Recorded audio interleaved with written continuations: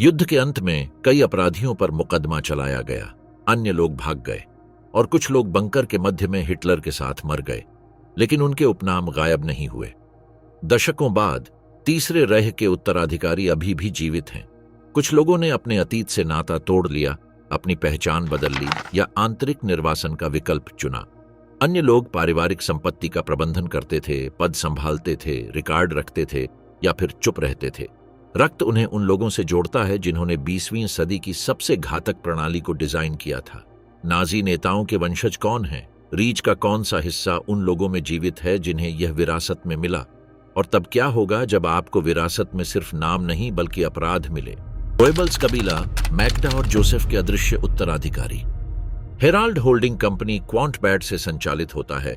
Homburg को Germany की सबसे गुप्त विरासत संरचनाओं में से एक माना जाता है। 5 महिलाएं वहां BMW, प्रौद्योगिकी निवेश और अरबों यूरो मूल्य की अचल संपत्ति सहित अन्य संपत्तियों को नियंत्रित करती हैं। उनकी त्रैमासिक बैठकें कॉरपोरेट कमरों में होती हैं, जिसमें पारिवारिक फोटोग्राफ नहीं होते, ऐतिहासिक यादगार चीजें नहीं होती, अतीत का संदर्भ नहीं होता जिसने उनकी किस्मत बनाई। बेट्टीना, गैब्रिएला, एनेटे, कैटरीना और पेट्रिसिया क्वांट गुंथर की विरासत का प्रबंधन करती हैं। क्वांट एक उद्योगपति जिसने तीसरे रेह के दौरान 50,000 दास श्रमिकों का उपयोग करके अपने कारखानों को युद्ध उत्पादन के केंद्रों में बदल दिया। यहूदी, पोलिश और सोवियत कैदी उन कारखानों में पनडुब्बी बैटरी, मिसाइल घटक और हथियार बनाते थे, जहां मृत्यु दर आधिकारिक दस्तावेजों में दर्ज नहीं की जाती थी।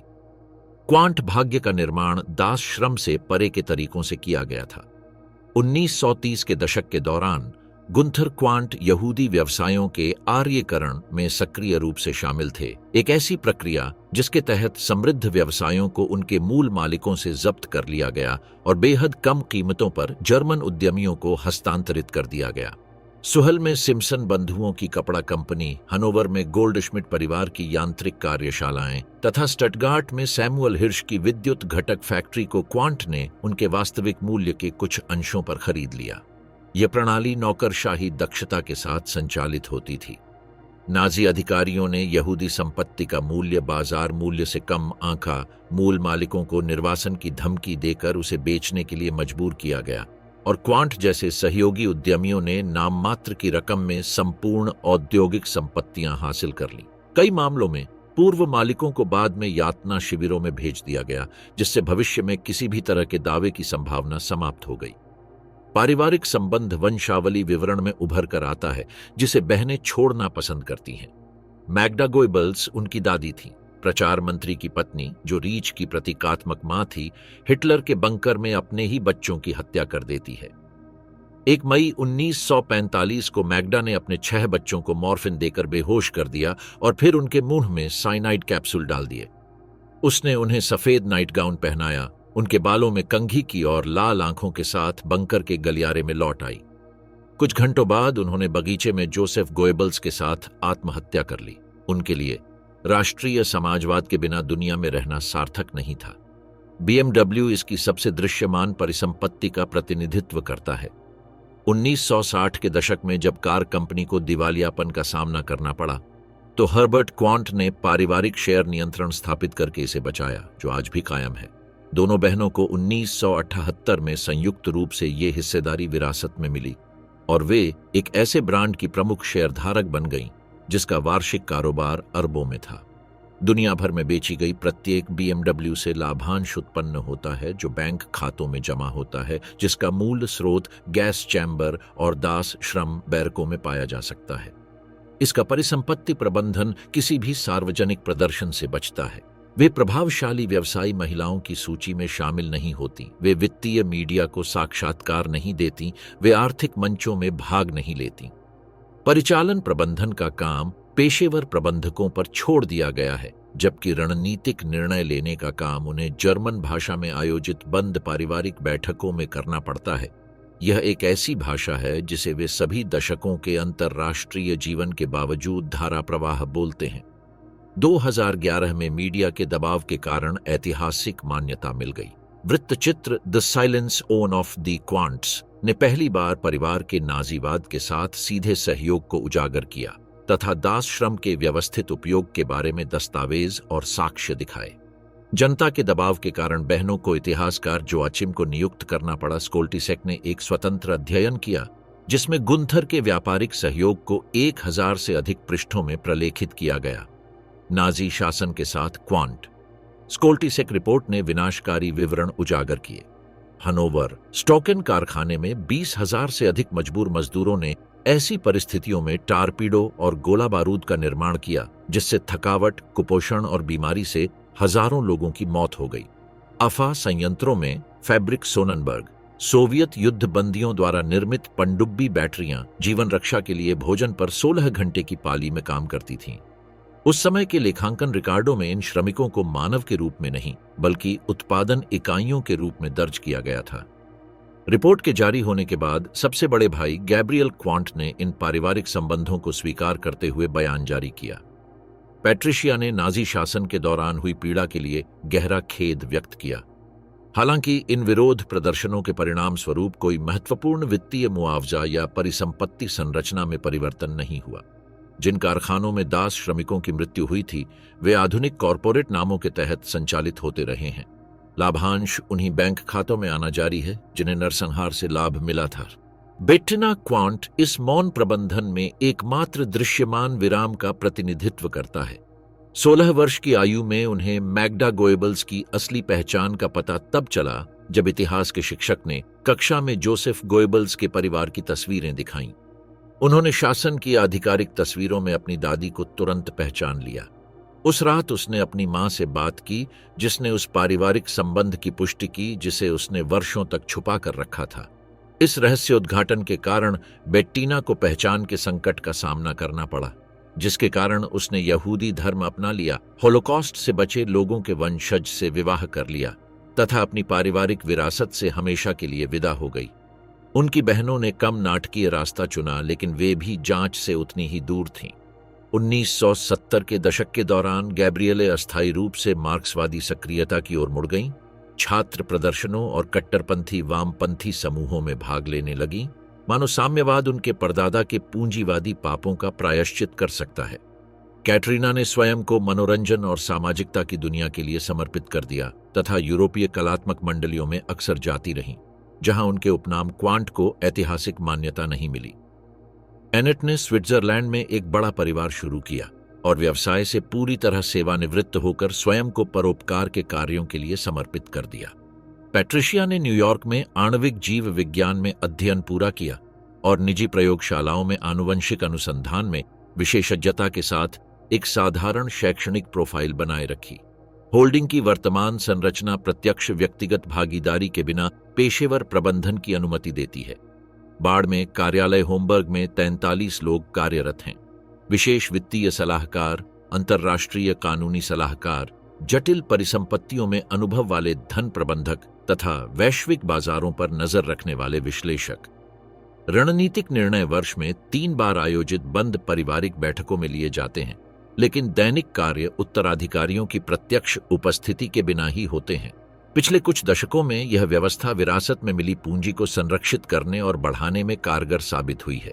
निवेश प्रौद्योगिकी क्षेत्रों, जर्मन कृत्रिम बुद्धिमत्ता स्टार्टअप में हिस्सेदारी, रियल एस्टेट, फ्रैंकफर्ट और म्यूनिख में वाणिज्यिक संपत्तियां और वित्तीय क्षेत्रों, एशियाई बाजारों में संचालित निवेश फंड में विविध हो गया है। इस विरासत को न केवल कायम रखा गया है बल्कि 1978 में प्रारंभिक उत्तराधिकार के बाद से इसमें तेजी से वृद्धि हुई है। संपत्ति विवेकाधिकार में विशेषज्ञता रखने वाली स्विस कानूनी फर्मों के संरक्षण के कारण परिवार के निजी अभिलेख अप्राप्य बने हुए हैं। शोधकर्ताओं के लिए कोई अधिकृत संस्मरण, प्रकाशित पत्राचार या ऐतिहासिक दस्तावेज उपलब्ध नहीं है।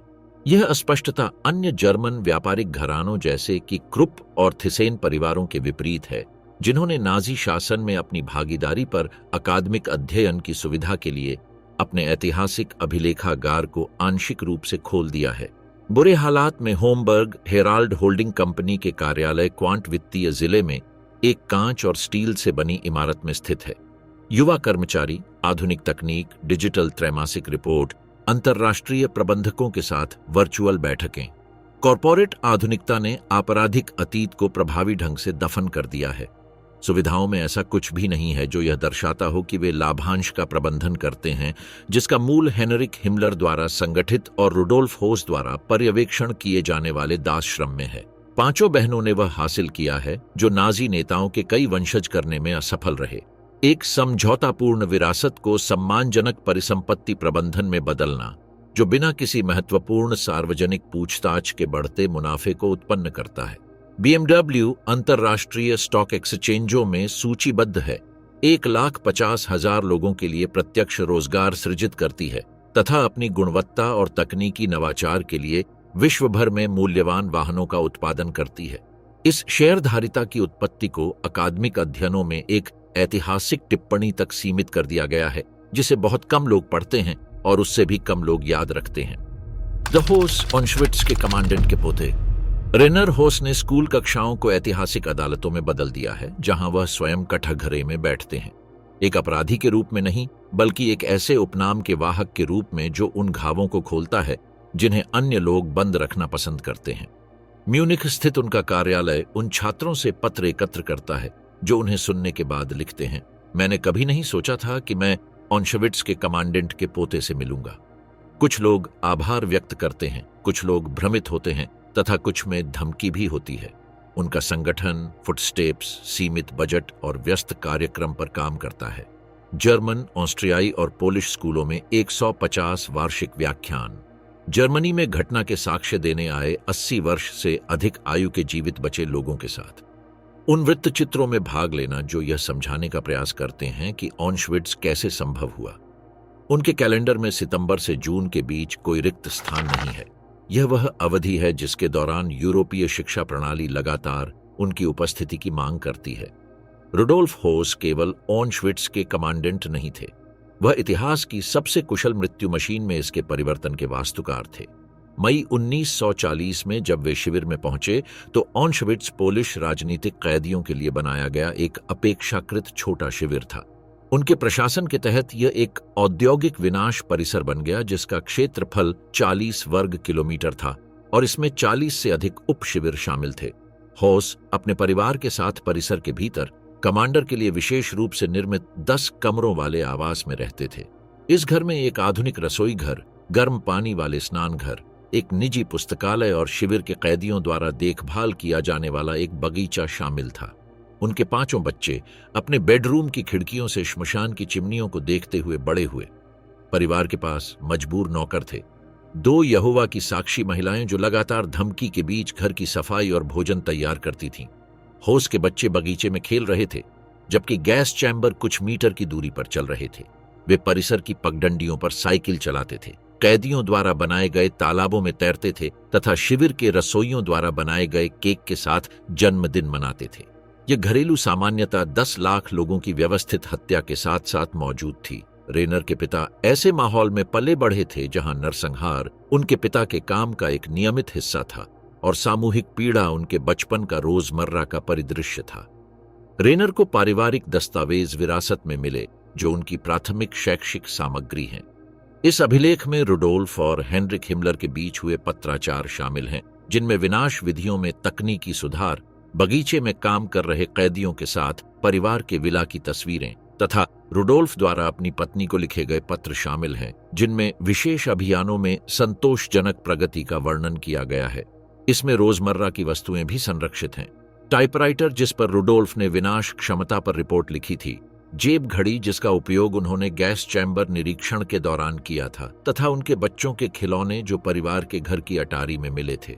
2009 में उन्होंने पहली बार ये संपत्तियां याद स्मारक को दान कर दी थीं। वाशिम में एक चर्च का निर्माण किया गया, जिससे अंतर्राष्ट्रीय विवाद उत्पन्न हो गया। नरसंहार से बचे लोगों और विद्वानों ने इस प्रस्ताव को नरसंहार की स्मृति से आर्थिक लाभ कमाने का प्रयास बताया। इजरायली अखबारों ने रेनर के इरादों पर सवाल उठाते हुए लेख प्रकाशित किए। अंततः उन्होंने सारी सामग्री म्यूनिख स्थित समकालीन इतिहास संस्थान को दान कर दी, जहां वे ऐतिहासिक संवेदनशीलता की रक्षा के लिए पहुंच प्रतिबंधों के तहत विद्वानों के शोध के लिए संग्रहित हैं। उनका पारिवारिक विघटन अंततः 2009 में संपन्न हुआ, जब उनके पिता द्वारा हस्ताक्षरित नोटरी दस्तावेज के माध्यम से उन्हें आधिकारिक रूप से विरासत से वंचित कर दिया गया।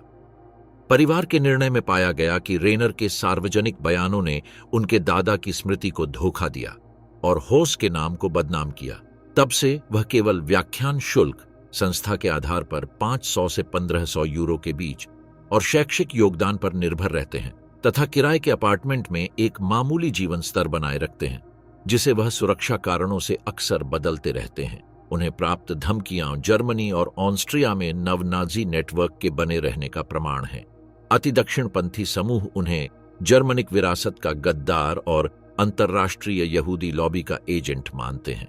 2015 में श्वेत वर्चस्ववादियों ने ऑनलाइन मंचों पर उनका नाम इस्तेमाल करके उनका नाम होलोकॉस्ट खंडन दुष्प्रचार से जोड़ दिया तथा कथित बयान पोस्ट किए, जिसमें रेनर ने स्वीकार किया कि होलोकॉस्ट को जायोनी हितों द्वारा बढ़ा चढ़ाकर पेश किया गया था। इस दुष्प्रचार अभियान के लिए कई महीनों तक जर्मन अधिकारियों के हस्तक्षेप और पुलिस सुरक्षा की आवश्यकता पड़ी। ऑश्विट्ज़ बिर्केनौ में वह नियमित रूप से इजरायली, जर्मन और पोलिश छात्रों के समूहों का मार्गदर्शन करते हैं। कमांडर के पोते के रूप में उनकी उपस्थिति उनके अद्वितीय दृष्टिकोण के बारे में प्रारंभिक अस्वीकृति से लेकर रुग्ण जिज्ञासा तक की प्रतिक्रियाएं उत्पन्न करती है। कुछ इजरायली छात्रों ने शुरू में उनकी बात सुनने से इनकार कर दिया क्योंकि उन्होंने उस स्थान पर उनकी उपस्थिति को अश्लील माना जहां उनके दादा ने अपने रिश्तेदारों की हत्या की योजना बनाई थी। हालांकि अधिकांश लोग अंततः अपनी गवाही के शैक्षिक मूल्य को पहचान लेते हैं। उनके करियर का सबसे चर्चित और विवादास्पद क्षण ईवा मोजेस के साथ उनका सार्वजनिक आलिंगन था। कोर जोसेफ मेंजेले के चिकित्सा प्रयोगों के उत्तरजीवी। यह मुलाकात 2014 में ऑश्विट्ज़ की एक स्मारक यात्रा के दौरान हुई थी। कमांडर के पोते द्वारा 90 वर्षीय उत्तरजीवी को गले लगाने की तस्वीर दुनिया भर में वायरल हो गई थी, लेकिन इसने पवित्र होलोकॉस्ट स्मारक स्थलों में सुलह के इशारों की उपयुक्तता के बारे में राय विभाजित कर दी थी। पीड़ितों के साथ उनके काम में शैक्षिक साक्ष्य के लिए जर्मनी आने वाले वरिष्ठ नागरिकों के लिए व्यावहारिक सुविधा प्रदान करना भी शामिल है। होटल आवास, कम गतिशीलता वाले लोगों के लिए अनुकूलित परिवहन तथा एकाग्रता शिविरों में जाने के दौरान चिकित्सा सहायता का समन्वय करना, जो भावनात्मक रूप से विनाशकारी हो सकते हैं। इस व्यावहारिक सहयोग ने धीरे धीरे उन बचे हुए लोगों के परिवारों के साथ विश्वास का निर्माण किया है जो शुरू में हर्स उपनाम वाले किसी व्यक्ति से सावधान थे।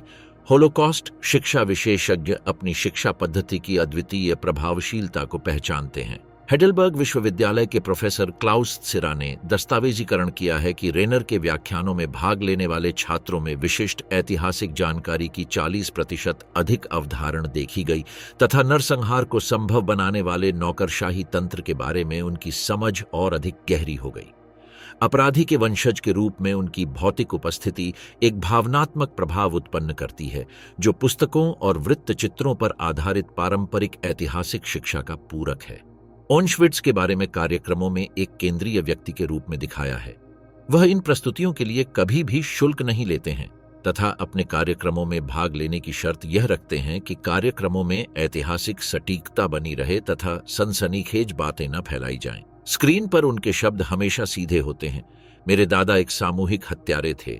उन्होंने जो किया उसके लिए कोई औचित्य नहीं है। मेरा दायित्व यह सुनिश्चित करना है कि लोग समझें कि यह कैसे संभव था। रेनर म्यूनिख में जर्मन राज्य से मिलने वाली न्यूनतम पेंशन और एक साधारण 2 बेडरूम वाले अपार्टमेंट पर रहते हैं, जिसे वह महीने दर महीने किराए पर लेते हैं। उनकी एकमात्र मूल्यवान संपत्ति पारिवारिक दस्तावेज हैं, जिनका उपयोग वे शिक्षा के लिए करते हैं तथा एक पुस्तकालय है जो होलोकॉस्ट इतिहास पर विशेष है, जिसे उन्होंने दशकों में बनाया है। उनके घर पर रखे निजी अभिलेख में रुडोल्फ हॉस और हेनरिक हिमलर के बीच ऑश्विट्ज़ में तकनीकी सुधारों के संबंध में मूल पत्राचार, पारिवारिक विला की कभी प्रकाशित न हुई तस्वीरें और जीवित बचे लोगों, छात्रों और विद्वानों द्वारा उनके व्याख्यानों के बाद उन्हें लिखे गए 3000 से अधिक पत्र शामिल हैं। यह सामग्री अपराधी के परिवार के दृष्टिकोण से सबसे बड़े नाजी संहार शिविर के दैनिक कामकाज के बारे में दूसरा साक्ष्य प्रस्तुत करती है। आमोन का खून गोत जेनिफर टीज प्लाजोव के कमांडेंट की एफ्रो जर्मन पोती पहचान के पतन का केंद्र बन गया जब जेनिफर टीगे ने मोनिका की कहानी बताने वाली एक पुस्तक के पन्नों में अपनी जैविक मां को पहचान लिया। हर्टविग, अमोन की बेटी गोथ। प्लासजो कमांडेंट जिसने अपनी बालकनी से कैदियों को गोली मारी थी, वह जल्लाद जिसका वर्णन राल्फ फिनेस ने शिंडलर की सूची में अमर कर दिया है, उसका नाना था। पुस्तक का शीर्षक था इच अव्यवस्था दोच मेरा वेटर, मुझे अपने पिता से प्रेम करना ही होगा, है ना? एक ऐसी महिला की आत्मकथा जिसने अपना पूरा जीवन एक युद्ध अपराधी की छाया में गुजारा। अस्तित्वगत विरोधाभास विनाशकारी था। एक अफ्रीकी जर्मन महिला जो जर्मन संस्कृति में पली बढ़ी थी, इजराइल में शिक्षित थी, यहूदी समुदायों से जुड़ी थी, उसे पता चला कि वह उस नाजी अपराधी की वंशज थी जो अपनी क्रूरता के लिए प्रसिद्ध था। उनकी काली त्वचा, उनकी अफ्रीकी विशेषताएं बिल्कुल वही दर्शाती थीं जिन्हें उनके दादाजी अमानवीय मानते थे और नस्लीय कानूनों के अनुसार विनाश के लिए नियत करते थे, जिसे वे स्वयं प्लासजो में प्रतिदिन लागू करते थे। आमोन गोथ फरवरी 1943 में प्लासजोव एकाग्रता शिविर के निर्माण और प्रबंधन के मिशन के साथ क्राकोव पहुंचे। एक महीने बाद उन्होंने क्राकोव यहूदी बस्ती के क्रूर परिसमापन का नेतृत्व किया, एक ऐसा अभियान जिसके तहत उपयोगी श्रमिकों को नए शिविर में भेज दिया गया और बाकी लोगों को सड़कों पर मार दिया गया या उन्हें सीधे ऑनशविट्स भेज दिया गया। उन्होंने टारनाव यहूदी बस्ती के उन्मूलन की भी देखरेख की, जिसमें उन्होंने प्रशासनिक दक्षता का प्रदर्शन किया, जिससे उनके एसएस वरिष्ठ अधिकारी काफी प्रभावित हुए। प्लासजोव में उनकी उपस्थिति ने व्यवस्थित आतंक और व्यक्तिगत क्रूरता की छाप छोड़ी। हर सुबह वह निरीक्षण करता था, जिसके दौरान वह काल्पनिक उल्लंघनों के लिए बिना किसी चेतावनी के कैदियों को मार देता था, जैसे कि बहुत धीरे चलना, आराम करने के लिए रुकना, सीधे गार्डों की ओर देखना। उसके पास 2 जर्मन कुत्ते थे जिन्हें विशेष रूप से कैदियों को फाड़ने के लिए प्रशिक्षित किया गया था। इन कुत्तों को वह मनोवैज्ञानिक और शारीरिक यातना देने के लिए इस्तेमाल करता था। एक रसोइये की हत्या इसलिए कर दी गई क्योंकि सूप बहुत गर्म था। एक दर्जिन की इसलिए हत्या कर दी गई क्योंकि उसने शर्त को ठीक से मोड़ा नहीं था। एक बढ़ई की इसलिए हत्या कर दी गई क्योंकि उसने एक काम पूरा करने में 5 मिनट अतिरिक्त लगा दिए थे।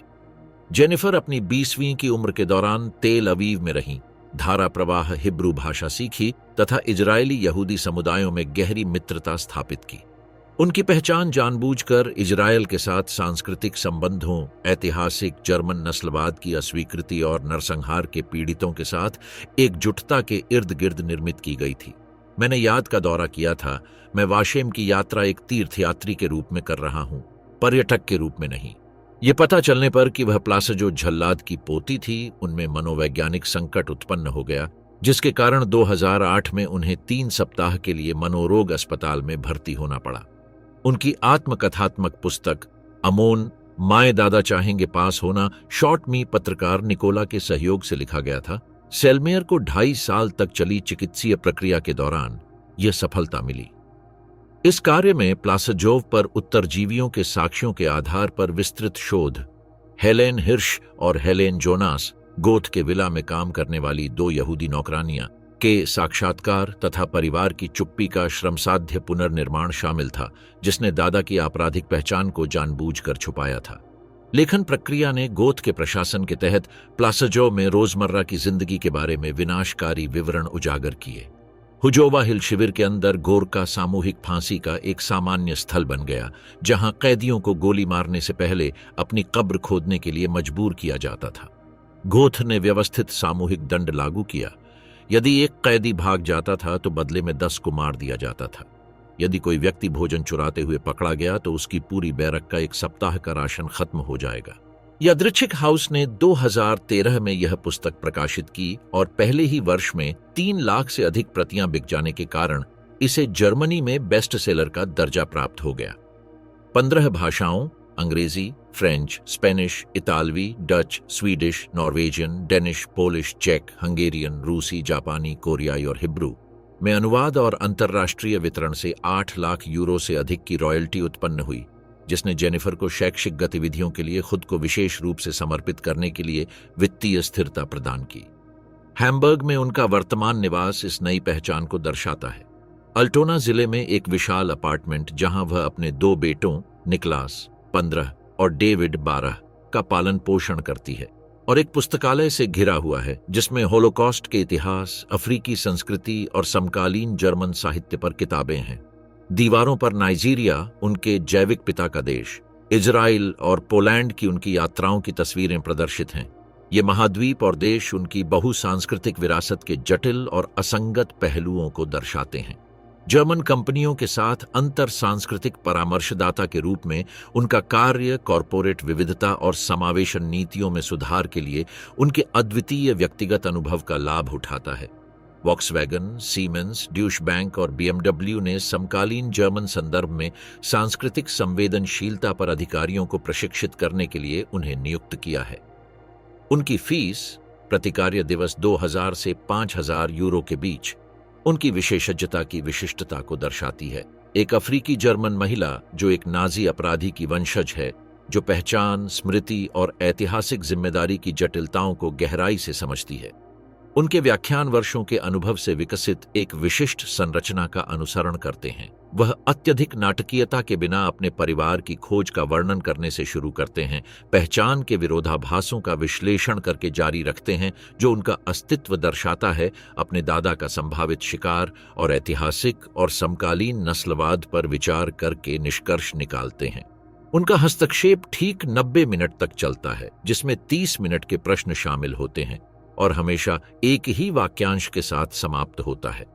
रक्त भाग्य का निर्धारण नहीं करता है, लेकिन विवेक निर्णय निर्धारित करता है।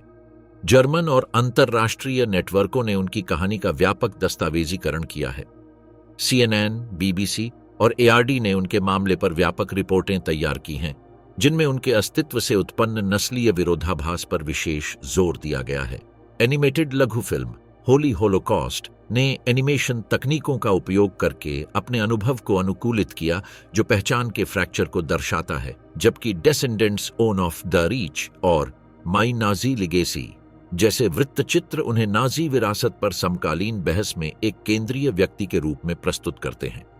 लंदन स्थित एक प्रबंधन एजेंसी इन प्रस्तुतियों को संभालती है, जो उत्पादन और अंतर्राष्ट्रीय पहुंच के आधार पर 5000 से 15000 यूरो तक की फीस का समन्वय करती है। जेनिफर अपने बच्चों को हैम्बर्ग में उनके परिवार के इतिहास के बारे में धीरे धीरे समझाते हुए उनका पालन पोषण करती है, बिना इसे किसी शर्मनाक रहस्य या प्रबल जुनून में बदले।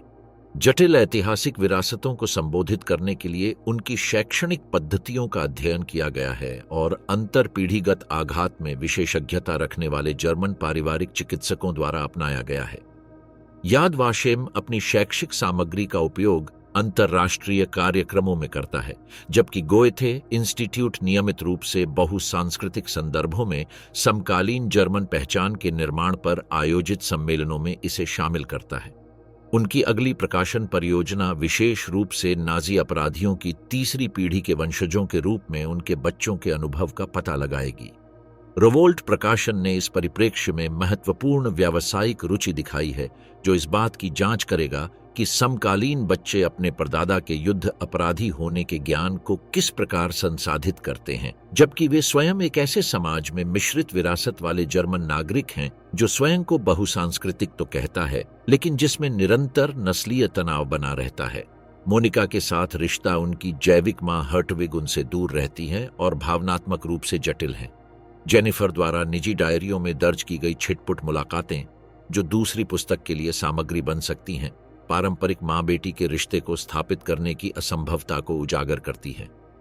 मोनिका, जो अब 78 वर्ष की हो चुकी है, जेनिफर के लिए उस चुप्पी और इनकार का प्रतिनिधित्व करती है जो युद्धोत्तर जर्मनी की विशेषता थी। वे पीढ़ियां जो नरसंहार में अपने परिवार की भागीदारी के बारे में जानना, पूछना या उससे भिड़ना पसंद नहीं करती थी। हिमलर वंश नरसंहार के वास्तुकार के वंशज कैटरीन हिमलर ने अपने अभिशप्त उपनाम को ऐतिहासिक शोध के एक उपकरण में बदल दिया तथा युद्धोत्तर जर्मन आख्यानों में दशकों तक जीवित रहे पारिवारिक मिथकों को ध्वस्त करने के लिए कठोर अकादमिक पद्धति का प्रयोग किया। उनकी कृति द ब्रदर्स हिमलर न केवल एक पारिवारिक जीवनी है, बल्कि यह इस बात का एक्स-रे भी है कि किस प्रकार घरेलू, व्यावसायिक और सामाजिक स्तर पर नरसंहार को संभव बनाने वाली रोजमर्रा की मिलीभगतें काम करती थीं।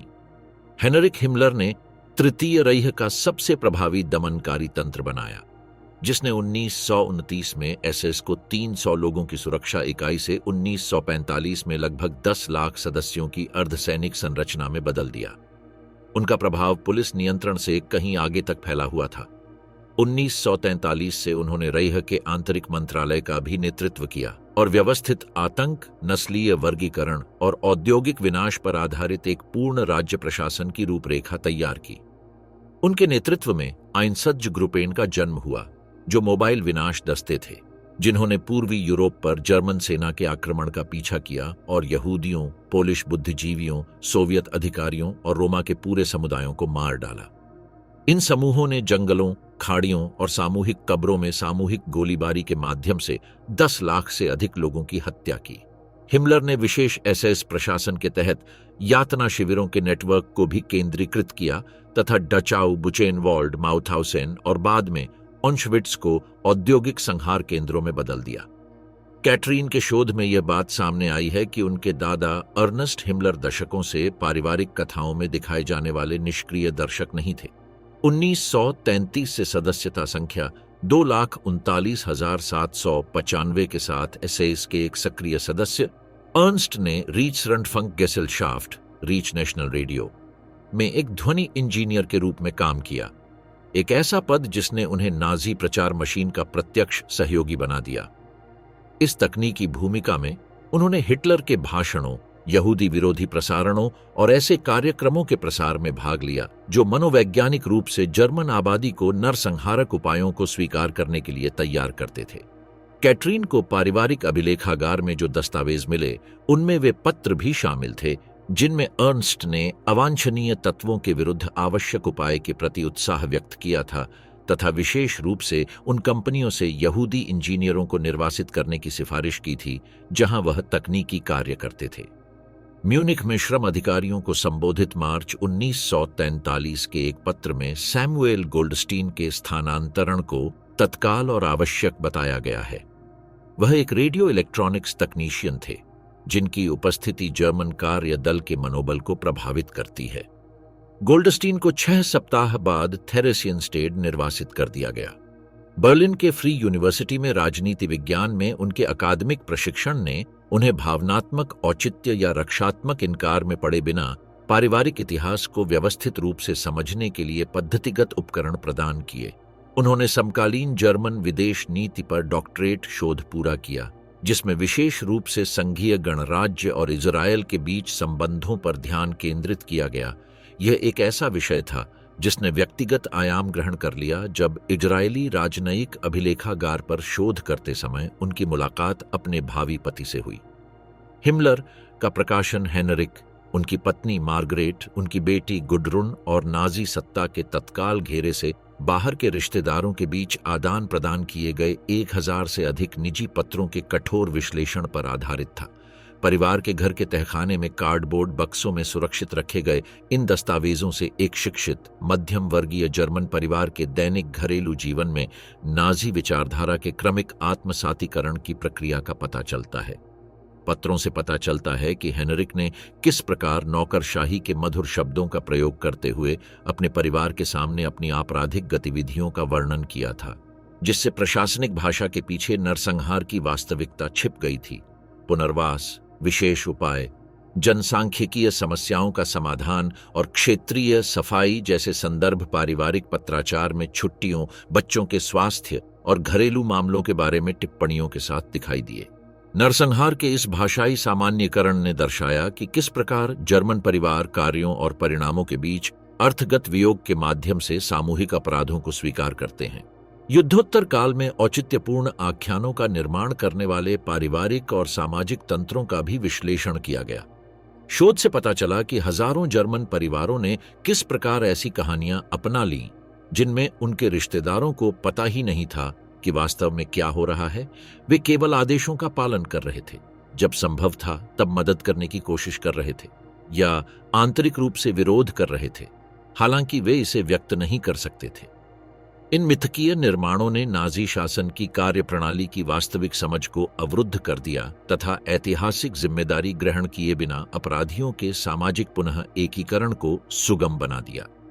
इस पोस्ट पर परिवार की प्रतिक्रिया तत्काल और विभाजनकारी थी। हिमलर परिवार के रूढ़िवादी वर्गों, विशेष रूप से बवेरियन शाखा के चाचाओं और चचेरे भाइयों ने कैटरीन पर परिवार की स्मृति को धोखा देने और यहूदी धन के लिए परिवार के नाम को कलंकित करने का आरोप लगाया। कुछ रिश्तेदारों ने उनसे हमेशा के लिए संपर्क तोड़ दिया तथा उन्हें पारिवारिक समारोहों और पारंपरिक समारोहों में भी शामिल नहीं होने दिया। उसी समय जर्मन और ऑस्ट्रियाई नव नाजी समूहों ने उन्हें रिक्सफोहरर की महानता का अपमान करने और जर्मन विरोधी हितों की सेवा करने के लिए धमकी दी। जर्मन पुलिस द्वारा प्रलेखित इन धमकियों के प्रकाशन के बाद 2 वर्षों तक सुरक्षा सावधानियां बरतनी पड़ी। उपनाम हिमलर रखने का उनका निर्णय अन्य वंशजों के विपरीत, जिन्होंने कानूनी रूप से इसे बदल दिया था, एक विशिष्ट नैतिक और पद्धतिगत दृढ़ विश्वास का जवाब है।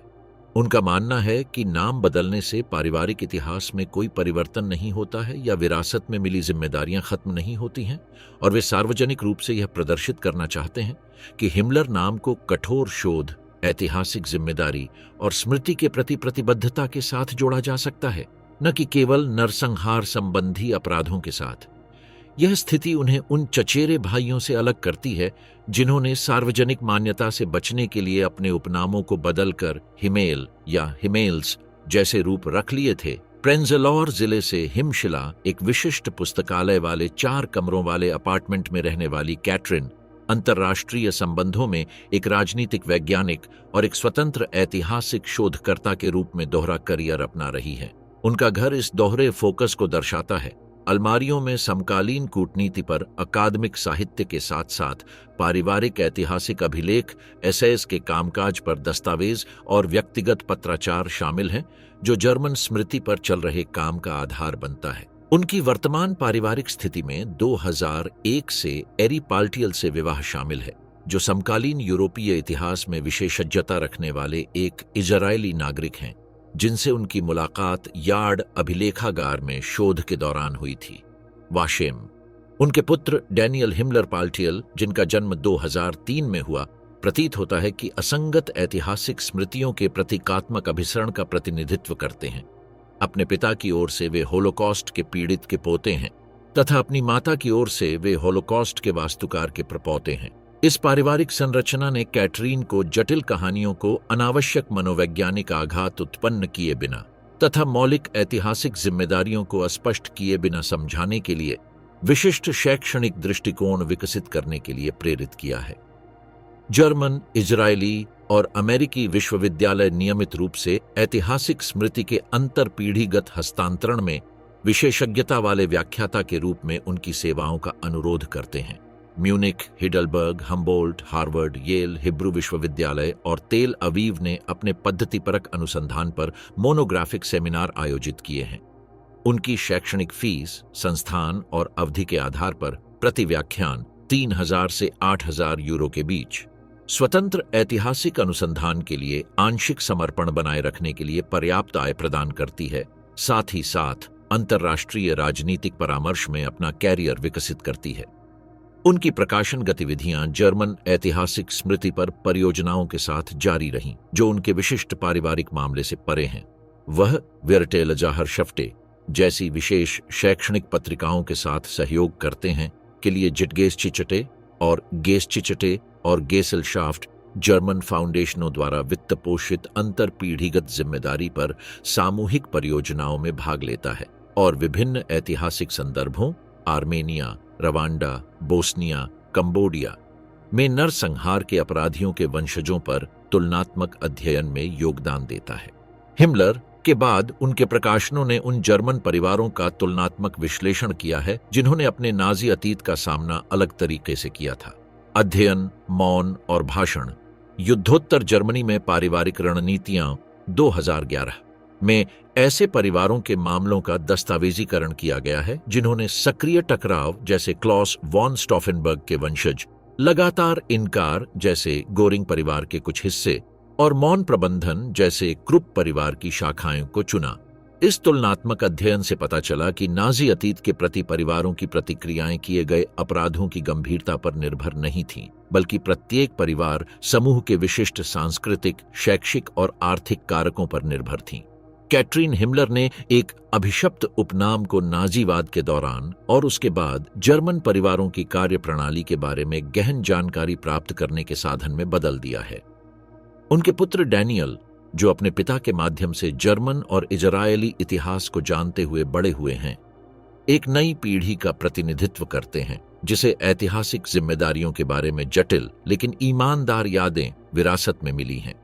बर्लिन में यह 56 वर्षीय राजनीतिक वैज्ञानिक यह प्रदर्शित करना जारी रखे हुए है कि अकादमिक पद्धति के साथ अपने परिवार के अतीत का सामना करने से रक्षात्मक चुप्पी, व्यवस्थित इनकार या भावनात्मक नाटकीयता की तुलना में अधिक गहरी और सामाजिक रूप से उपयोगी समझ पैदा होती है, जो नाजी विरासत के प्रति कई जर्मन दृष्टिकोणों की विशेषता रही है।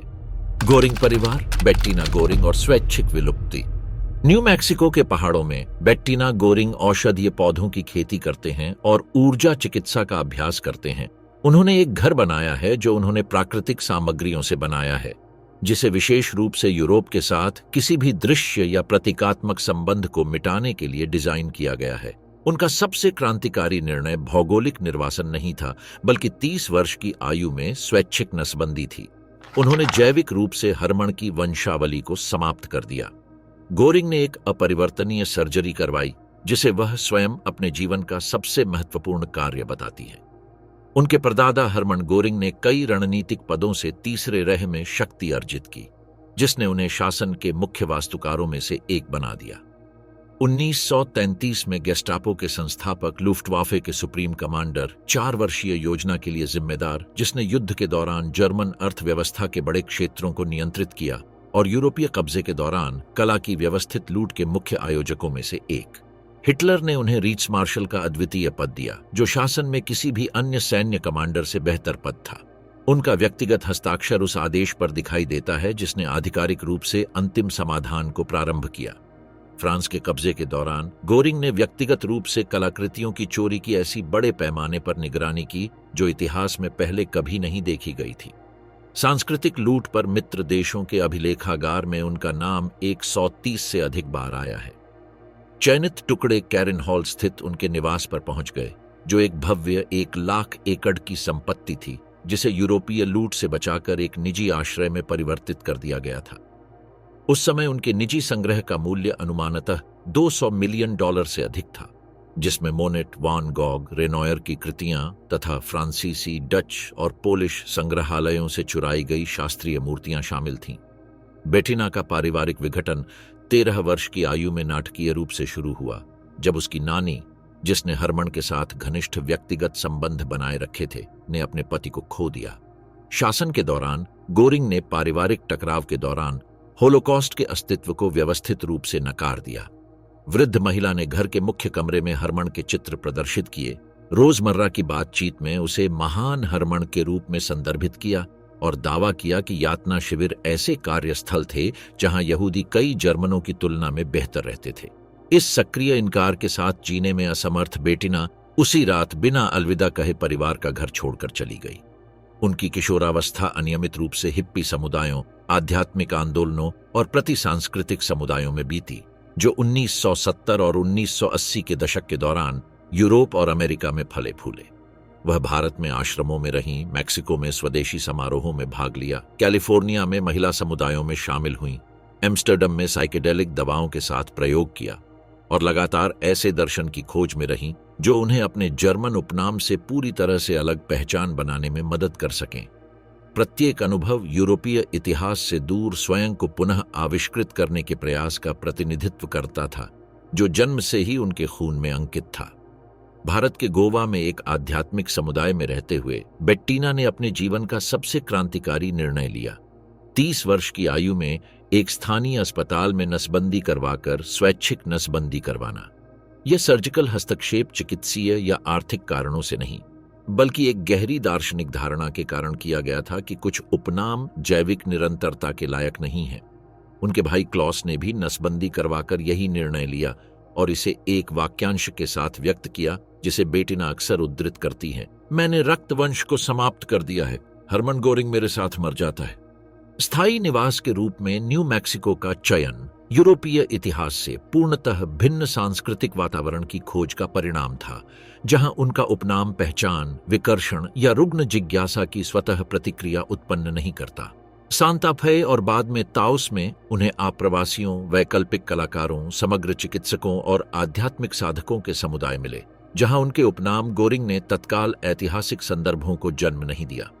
इस सांस्कृतिक अदृश्यता ने उन्हें अपनी पारिवारिक विरासत से पूरी तरह अलग एक पेशेवर और व्यक्तिगत पहचान बनाने की अनुमति दी।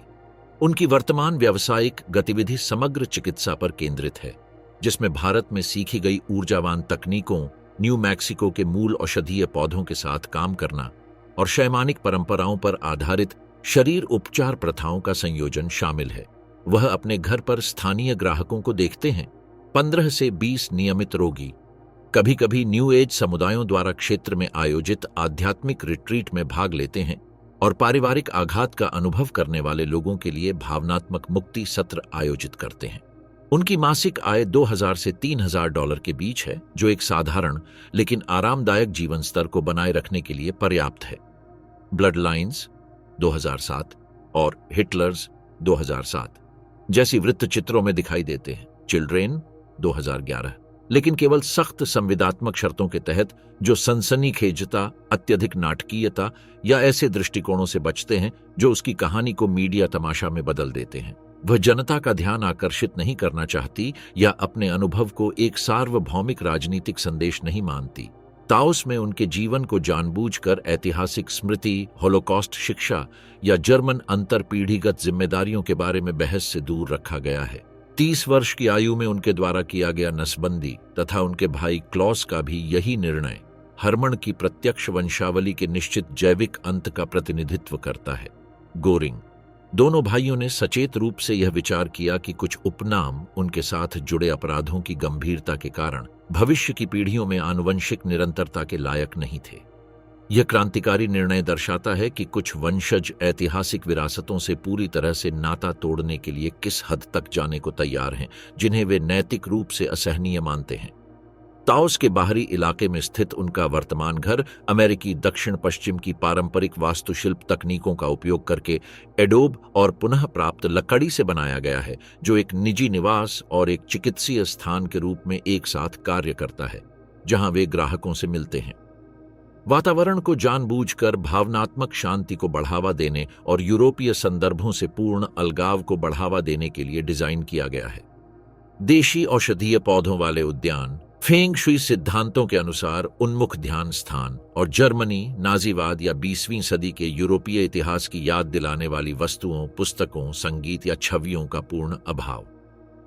न्यू मैक्सिको के पहाड़ों में, जो यूरोप में नहीं पाए जाने वाले रेगिस्तानी परिदृश्यों से घिरे हैं, बेट्टीना ने आंतरिक शांति पाई है, जो जर्मनी में अपने पहले 30 वर्षों के दौरान व्यवस्थित रूप से उसे नकार दी गई थी।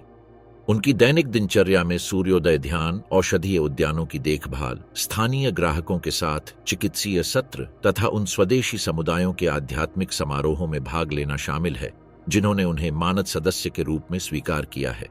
73 वर्ष की उम्र में इस महिला ने, जिसे आधुनिक इतिहास में सबसे विषैले उपनामों में से एक विरासत में मिला है, अपने परिवार के मूल से पूरी तरह से अलग जीवन जीने में सफलता प्राप्त की है तथा यह दर्शाया है कि गहन नैतिक विश्वासों के साथ संगत अतिवादी व्यक्तिगत निर्णयों के माध्यम से ऐतिहासिक विरासतों से मौलिक रूप से और निश्चित रूप से अलग होना संभव है।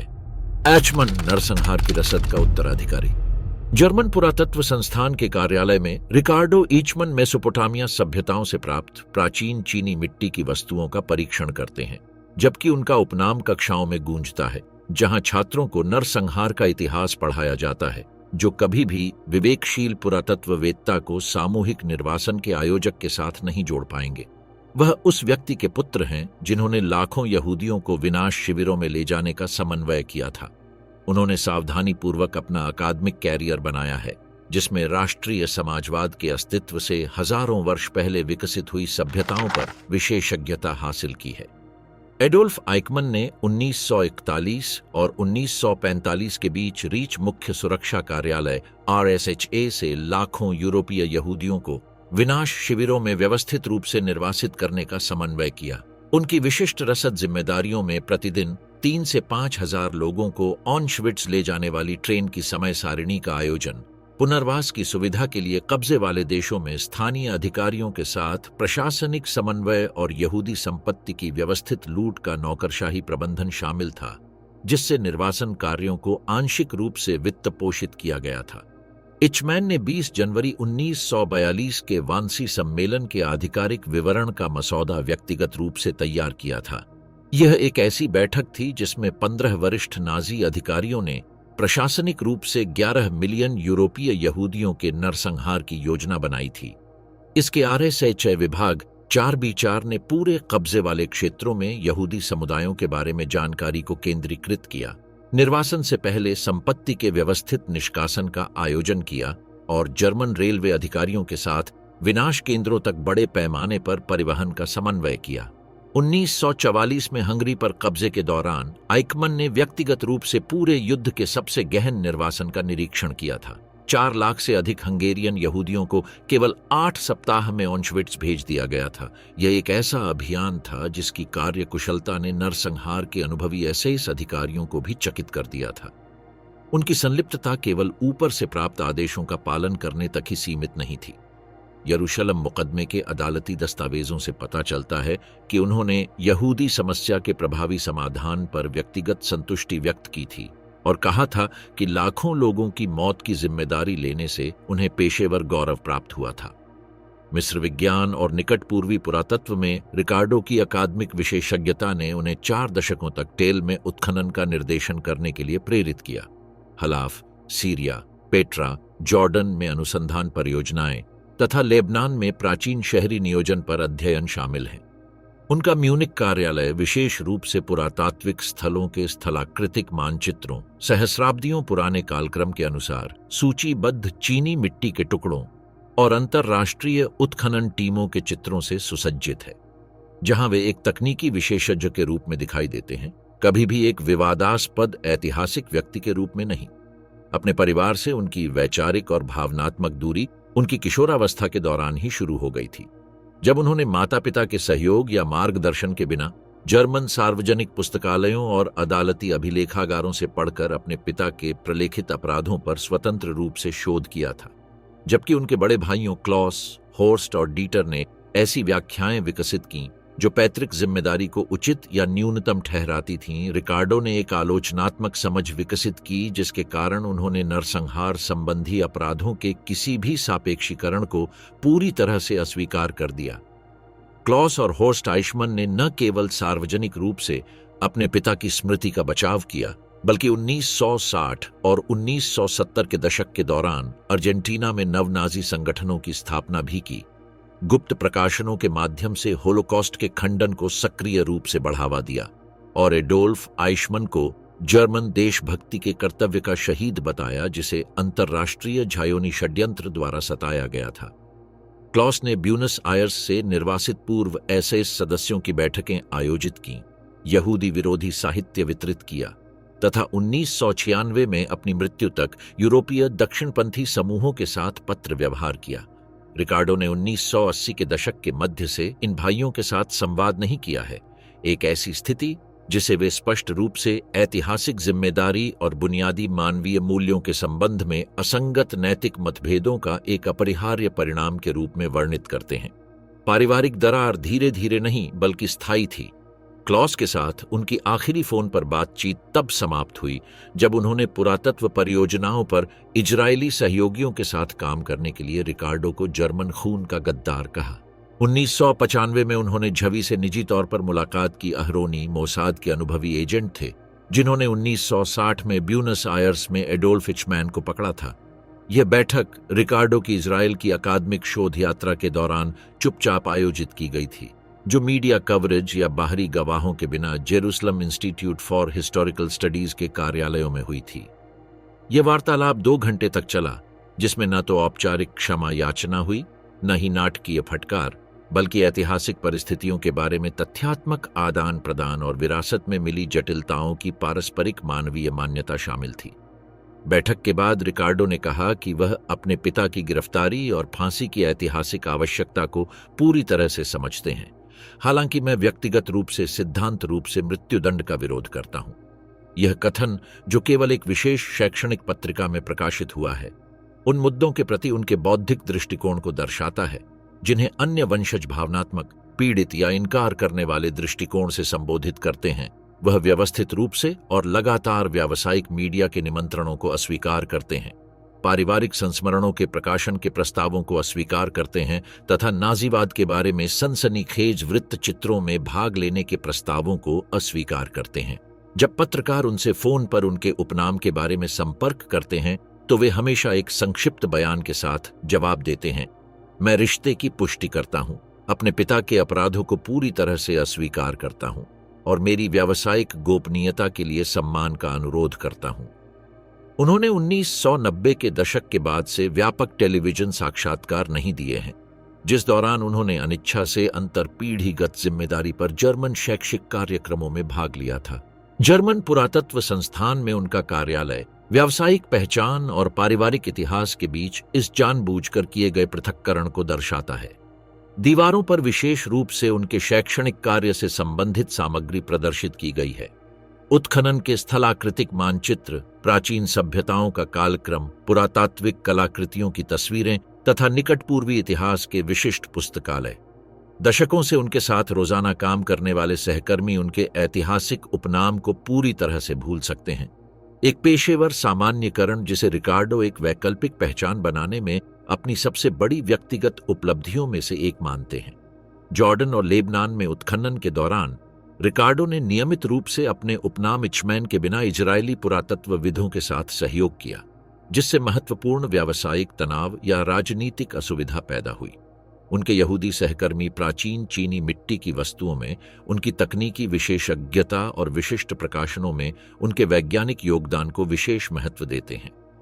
अंतर्राष्ट्रीय शैक्षिक संदर्भ विरासत में मिली ऐतिहासिक पहचानों के बजाय व्यावसायिक क्षमता के आधार पर सहयोग की अनुमति देता है, जो एक व्यावहारिक प्रदर्शन है कि सक्षम कार्य और सुसंगत नैतिक आचरण के माध्यम से समझौता किए गए उपनामों से ऊपर उठना संभव है। रिकार्डो आइचमन एडोल्फ आइचमन के जन्म से सहस्राब्दियों पहले विकसित हुई सभ्यताओं से संबंधित परियोजनाओं पर एक एमेरिटस शोधकर्ता के रूप में काम करना जारी रखे हुए हैं। 4000 वर्ष पूर्व के मेसोपोटामिया की चीनी मिट्टी के बर्तनों तथा कांस्य युग के सीरियाई खंडहरों के बीच उन्होंने ऐतिहासिक काल में बौद्धिक शरण पाई है, जहां 20वीं शताब्दी के अपराध अभी तक नहीं हुए थे तथा जहां उनका अंतिम नाम निर्वासन, गैस चैम्बर तथा सामूहिक पीड़ा की यादें नहीं जगाता था। पुरातत्व के प्रति उनका समर्पण हाल के इतिहास पर ध्यान केंद्रित करने के बजाय सुदूर अतीत के बारे में वैज्ञानिक ज्ञान का निर्माण करने के लिए एक जानबूझकर और निरंतर विकल्प का प्रतिनिधित्व करता है, जो दुखद रूप से उनके उपनाम को चिह्नित करता है। यह दर्शाता है कि प्रतिबद्ध नामों को विरासत में प्राप्त करना और साथ ही साथ व्यक्तिगत योग्यता और मानव ज्ञान में सकारात्मक योगदान के आधार पर सम्मानजनक अकादमिक विरासत का निर्माण करना संभव है। 7वां निकोलस फ्रैंक, पोलैंड के गवर्नर जनरल का पुत्र। निकोलस फ्रैंक नाजी राजनीतिक तंत्र के सबसे प्रत्यक्ष वंशजों में से एक है। वह हंस फ्रैंक के पुत्र हैं, जो 1939 और 1945 के बीच पोलैंड के गवर्नर जनरल थे। उस अवधि के दौरान उनके पिता ने प्रशासनिक उपायों पर हस्ताक्षर किए और उनकी देखरेख की, जिससे यहूदी बस्तियों का निर्माण, जबरन श्रम का प्रयोग, सामूहिक निर्वासन और यहूदी आबादी का व्यवस्थित उत्पीड़न संभव हुआ।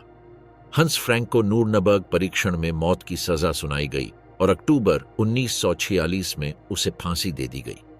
निकोलस युद्ध के बाद के जर्मनी में बड़े हुए, जो शांति और पुनर्निर्माण से भरा हुआ था। उनका बचपन अपने पिता से दूर लेकिन अपने उपनाम के बोझ तले बीता। वयस्क होने पर उन्होंने पत्रकार और लेखक के रूप में अपना करियर विकसित किया। तीसरे रह के अन्य उत्तराधिकारियों के विपरीत उनका दृष्टिकोण पारिवारिक इतिहास के साथ खुले टकराव का रहा है। उन्होंने नाजी सत्ता संरचना में अपने पिता की भूमिका पर व्यापक शोध किया है और कई पुस्तकें और लेख प्रकाशित किए हैं, जिनमें उन्होंने अपने परिवार द्वारा किए गए अपराधों की भयावहता का सटीक वर्णन किया है। उनका काम दस्तावेजी स्रोतों, पारिवारिक अभिलेखों और व्यक्तिगत डायरियों पर आधारित है। व्यवस्थित डेटा संग्रह ने उन्हें पोलैंड के कब्जे के दौरान अपने पिता के प्रशासनिक कैरियर का पुनर्निर्माण करने में सक्षम बनाया। हंस फ्रैंक क्राकोव के वावेल कैसल में रहते थे, जहां उन्होंने जनरल सरकार के नागरिक प्रशासन का नेतृत्व किया। वहां से उन्होंने लाखों लोगों को प्रभावित करने वाले आदेशों पर हस्ताक्षर किए, जिनमें पूरे समुदायों के अलगाव, निर्वासन और दमन के आदेश भी शामिल थे। निकोलस फ्रैंक ने अपने जीवन का अधिकांश समय शैक्षिक मीडिया के माध्यम से इस जानकारी को प्रसारित करने में समर्पित किया है। उन्होंने वृत्तचित्रों में भाग लिया है और जर्मन स्कूलों और विश्वविद्यालयों में व्याख्यान दिए हैं, जिनमें उन्होंने नाजीवाद की सत्ता संरचना को प्रत्यक्ष पारिवारिक परिप्रेक्ष्य से समझाया है।